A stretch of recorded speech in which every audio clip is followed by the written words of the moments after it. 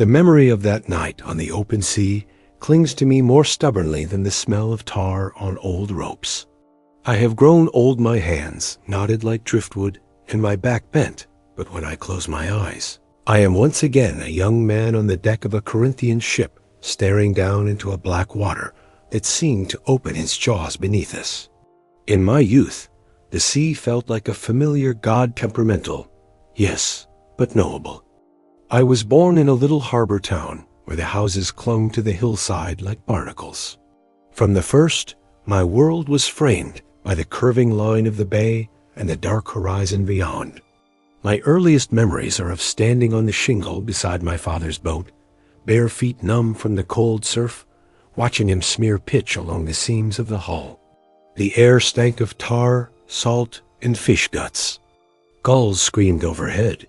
To me, those were the scent and song of life itself. Men in our town did not wear armor. Our weapons were oars and nets, hooks and knives. We knew the moods of the sky better than the intrigues of kings.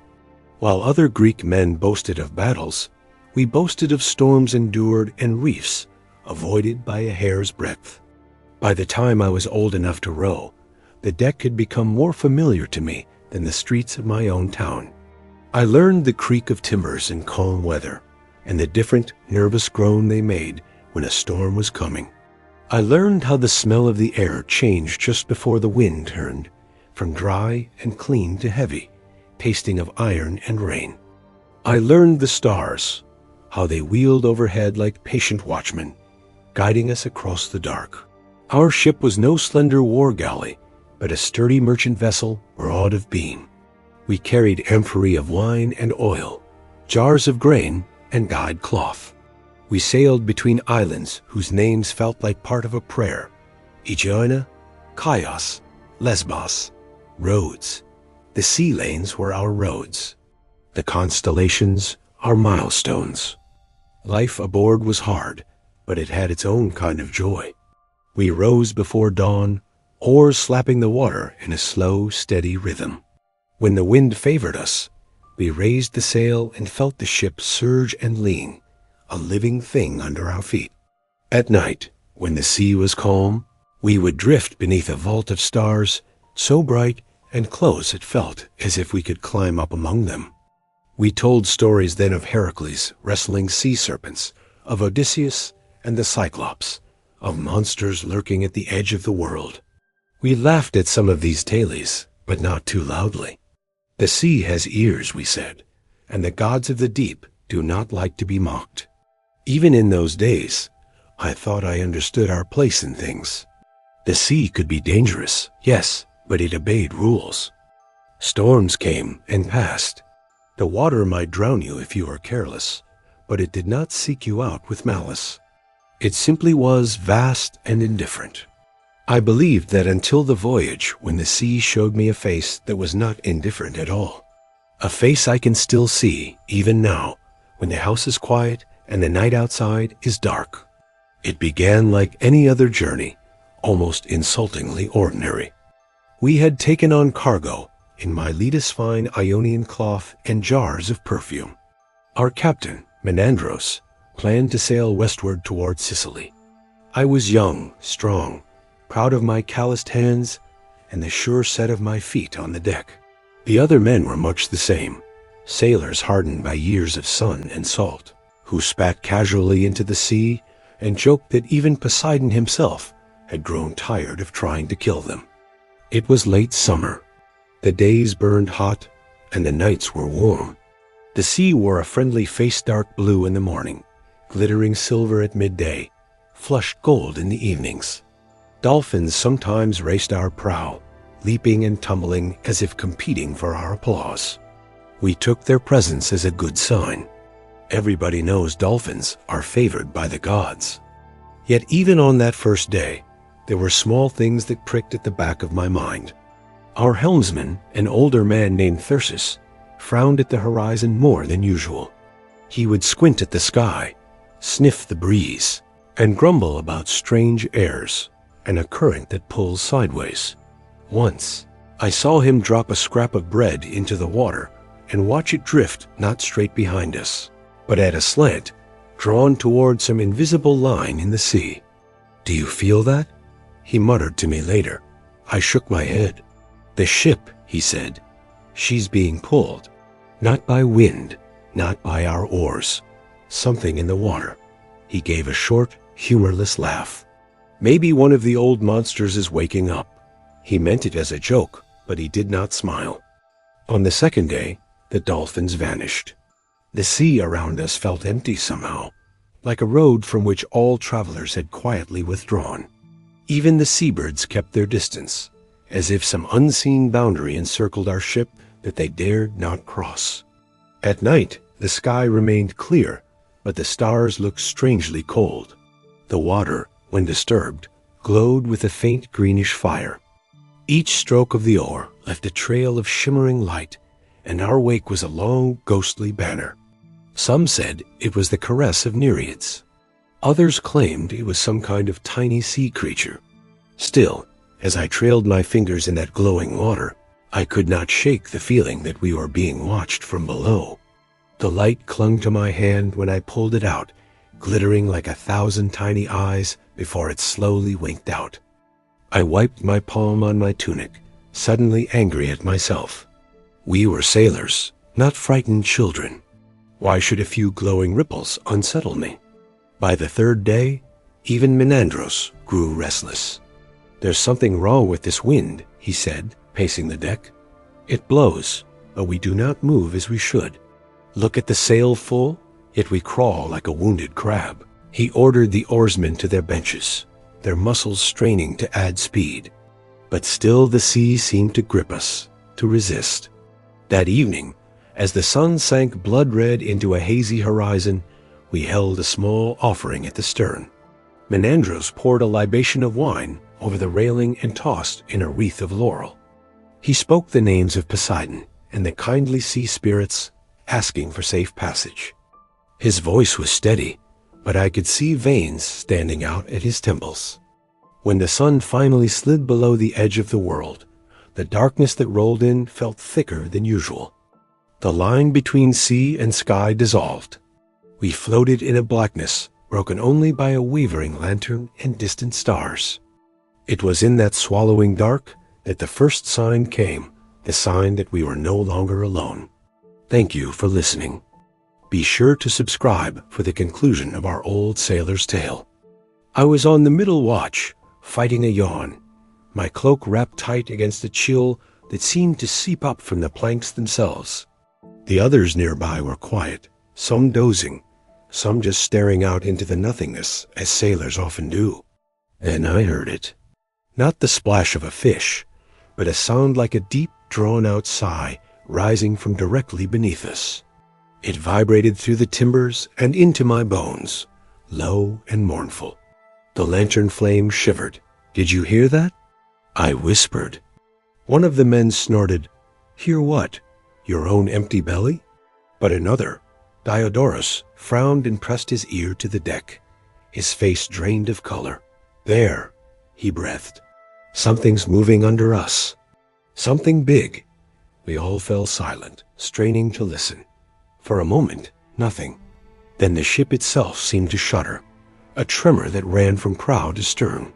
The water against the hull changed its voice, from a steady murmur to a rapid, uneven slapping. Somewhere off the starboard side, a burst of ghostly green light flared, illuminating the suggestion of a shape. It was gone too quickly to be fully seen, but the impression it left was burned into me. Something long, something thicker than the mast, something that undulated rather than swam. A cry from the bow cut through the silence. Something in the water. By the gods, look! Men scrambled to the rail, the ship tilting as weight shifted. I clutched the rope and peered down, my heart pounding. There, in the darkness beside us, the sea boiled. Not with waves, but with light-swirling patterns of cold fire, outlining, for brief flashes, the contours of something immense twisting just below the surface. It was as if we were sailing over a giant fluorescent serpent, its coils looping and knotting in slow motion. Now and then, a darker blot appeared within the glow, suggestive of an eye as big as a man's head, staring up. "It's a spirit of the deep," someone whispered. "A dragon," another gasped. "We must turn away." Just then, the ship lurched violently to one side, as if the water beneath had simply dropped away. Men were thrown from their feet. I felt a jolt through my soles, not unlike an earthquake. "Hold fast." Our captain Thyrsis roared from the stern. "The bottom moves." His words made no sense. We were far from any shore. There was no bottom for the hull to scrape against. Yet the sensation persisted, a grinding, juddering upheaval, as if an enormous hand had seized the entire sea and was giving it a quick, brutal shake. The water slopped over the gunwales in cold sheets. Then came the roar. It rose from the sea itself, a deep, booming sound that hammered at our chests and made our teeth ache. Men clapped hands over their ears, eyes wide. The mast shuddered. I heard a crack like a snapped bone. "The gods are angry," someone shrieked. The sea that night did not behave as any sea should. The swells reared up in sudden, steep hills, their sides too smooth and fast for any normal wave.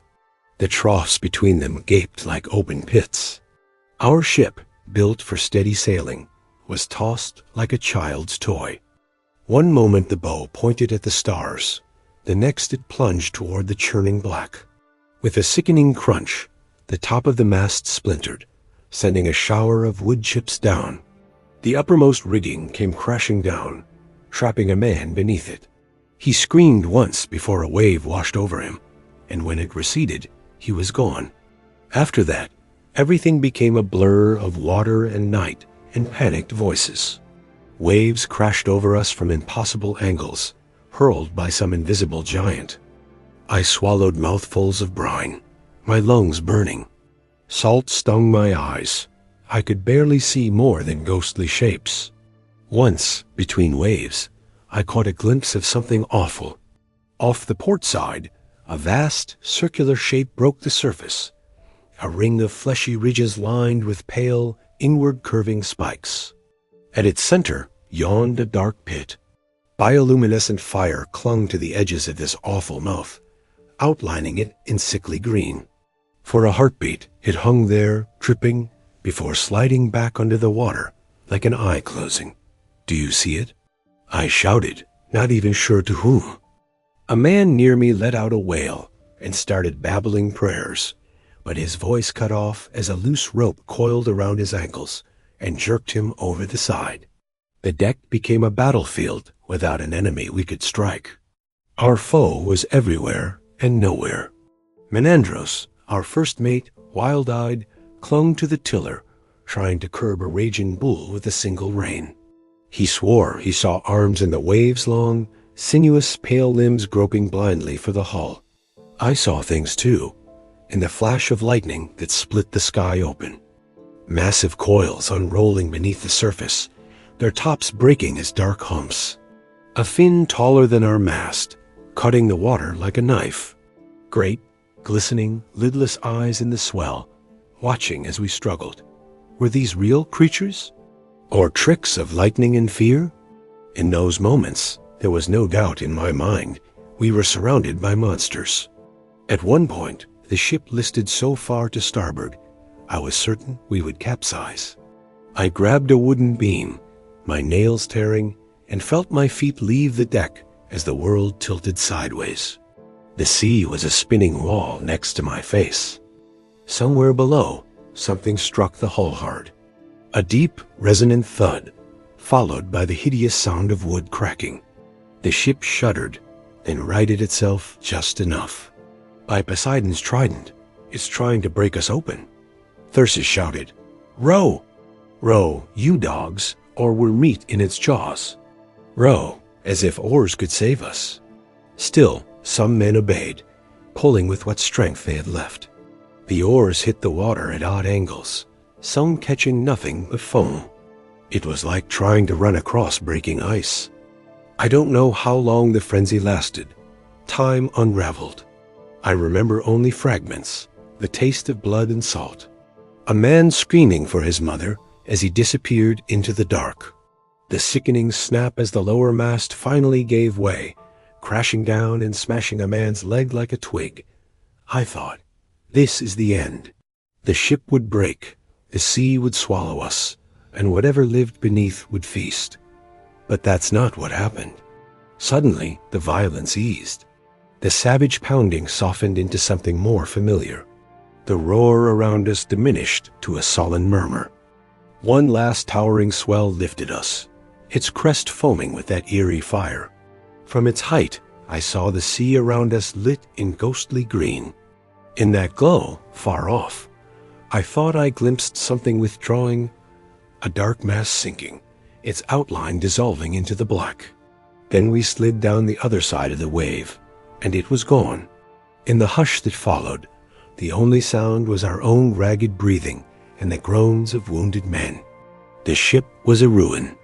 The mast was broken, the sail in tatters, ropes trailing loose. Water sloshed in the hold. Worst of all was the absence of voices. Where there had been 18 men, there were now far fewer. As we called out names, the silence after many of them felt heavier than any storm cloud. I found Diodos lying near the bow, his leg twisted at an unnatural angle. "You see?" he rasped. "Monsters, I told you. Men not meant for such places." I wanted to tell him he was wrong, that it was just a strange storm, tricks of light and fear. But the words stuck in my throat. I had seen that circular maw. I had felt something strike us from below. We worked through the night, moving like ghosts, bailing water, binding wounds, cutting away broken spars. When the sun finally rose, it revealed a peaceful sea, as if nothing had happened. But our ship drifted like a wounded animal, her crew reduced. Of 18 men, 9 remained. 9. Each empty space where a man should have been felt like a hole in the world. For 2 days, we limped along, patching what we could. At night, I lay awake, and in every faint swell, I heard the echo of that deep, inhuman sigh. On the 3rd day, we sighted land. A low, rocky coast. Salvation. We managed to beach the ship on a narrow strip of sand. When I stepped onto the shore, my legs nearly gave out. The ground felt strange, too still. We built a small fire and found fresh water. We spoke little, each of us still listening to the sea behind us. Eventually, another ship spotted us. They took us aboard, wide-eyed as we told them what had happened. Some scoffed. "Storms do terrible things," they said. "You saw shadows." The mind plays tricks. Others crossed themselves and muttered about ancient beasts and displeased gods. Maybe both were right. What I know is this: I left part of myself out on that sea, in the black water under the cold stars. If you find tales of the sea as captivating as I do, be sure to follow for more stories from the deep. Thanks for listening. When I finally returned home, my mother wept, kissing my face as if I were a child again. My father clasped my shoulders and said I had the look of a man who had seen Hades and come back. I tried to laugh at that, to shrug it off with some crude jest, but the sound that came from my mouth was brittle, wrong. I sailed again, of course. What else could I do? A man of the sea belongs to the sea. There was no rich land waiting for me to till, no lucrative craft to take up. My hands knew ropes and oars, not plows and chisels, but I was never the same. Where I once stood at the prow with my chest out, savoring the sting of the wind on my face, now I watched the water with a wary eye, searching for any hint of unnatural motion. On nights when the sea glowed with that ghostly fire, I felt my stomach knot. I'd snap at the younger sailors, forbidding them from dangling their hands in it with a sharpness that surprised even me. More than once, I was awakened from sleep by a phantom shudder beneath the hull, a dream of that deep sigh rising through the wood. I would sit up, heart pounding, listening, unable to breathe until I was sure the water was behaving itself. As the years passed, I sailed on many voyages. I saw storms that would have terrified my younger self. I survived reefs that dashed other ships to pieces. I lived while men better, braver, kinder than I fed the fish. And always, in the quiet between waves, the same question gnawed at me. Why me? Why did the sea spit me back out that night when it swallowed so many others? Some of the old priests said surviving such a thing meant I was favored by the gods. I did not feel favored. I felt chosen, perhaps, but not for honor. Chosen to remember. To carry that night in me like a sealed jar of poison that I dare not drop. Now I am an old man, long retired from the open sea. My world has shrunk again to a small harbor, a modest house, a bench from which I watch younger men row out and sail away, shouting and laughing, full of the same invincible confidence I once wore like armor. To them, the sea is a path to profit, to adventure, to fame. They know the tales of monsters, of course. Children still hear stories of Scylla devouring sailors, of Charybdis sucking ships into darkness, of serpents coiling around hulls and dragging them under. They laugh at these stories, or repeat them with theatrical shudders over cups of wine. I do not laugh. When I look at the sea, even on the calmest days when it lies flat and shining like polished bronze, I see other things layered over its bright surface. I see the blue skins of waves torn aside to reveal a pit of glowing teeth. I see the sudden rearing of water into impossible walls. I see men's hands reaching out for help that does not come. Once, a boy asked me if the monsters in the stories are real. His eyes were wide and curious. He smelled faintly of salt in youth. I thought carefully before I answered. There are monsters, I said at last. But they are not always as the stories say. Sometimes they have scales and teeth. Sometimes they are made of water and darkness. And sometimes, I added, touching my chest, they live in here, where fear twists what we see. He frowned, not fully understanding. How could he? He had not spent a night wrapped in ropes on a broken deck, screaming into a wind that tore the words from his mouth. A wandering philosopher once passed through our town and spoke about the nature of things. He said the world is made of unseen patterns, that what we fear as gods or monsters are often only phenomena we do not yet understand. He said the sea has currents and depths and fires beneath it, and that one day men might know why the water shakes and swallows ships in places where no storm clouds gather. I listened, and part of me wanted desperately to believe him, to believe that what I saw that night was nothing but a rare joining of wind and wave and earth's hidden fires, painted by lightning into monstrous shapes, to believe that the gaping ring of spikes was just a trick of foam and phosphorescent plankton. Perhaps that is true. Perhaps some hidden volcano belched and shook the sea. Perhaps a pod of whales dove beneath us, their great bodies agitating the water in ways my terrified mind turned into coils and eyes and jaws. But there is another truth, one that sits quietly beside that explanation and does not contradict it. To a man standing on a fragile wooden ship in the black heart of the night, surrounded by forces he cannot see or command, those patterns might as well be monsters. The sea does not need claws and fangs to terrify us. Its immensity is enough. Its indifference is enough. Its willingness to turn from mirror to maw without warning is enough. So when people ask me now what I saw out there, all those years ago, I do not speak of dragons or serpents. I do not recite the names of mythical beasts. I say this: I saw the face of the deep when it chose for a moment to look back at us. I saw how small a ship is, how small a man is, how quickly the world we think we understand can twist into something we do not recognize. If the gods sent that night to humble me, they succeeded. If it was only the blind shifting of water and stone, it humbled me all the same. As I sit here now, the sun sinking and painting the bay in warm colors, children run along the shore, tossing stones into the waves. Fishermen mend their nets, cursing and laughing. A young ship, newly pitched, slides into the water amid cheers. To anyone passing by, it is a peaceful scene. I watch it, and in my mind see another deck, another night, another sea. I bow my head toward the water and whisper a quiet prayer, not to be spared all storms, for that is not the way of this world, but for understanding and for the courage to remember.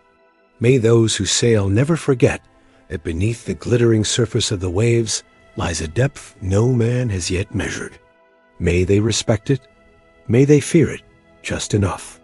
As for me, I will carry that night until the day I step onto a different shore beyond all seas. On that day, perhaps, I will finally learn what truly moved beneath us and whether it had a name.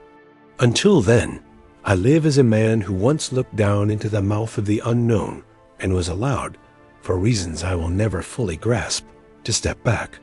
The sea, to others, is beautiful. To me, it is beautiful and terrible, both at once, like a god you love and fear in equal measure. And when the wind falls strangely still, when the birds vanish and the water glows faintly in the dark, I feel again that old shiver in my bones. I remember. I will always remember. Thank you for listening to my story. If you've ever felt that chill, that moment of awe and fear in the face of nature, maybe you understand. Remember to subscribe for more tales from the edge of the map.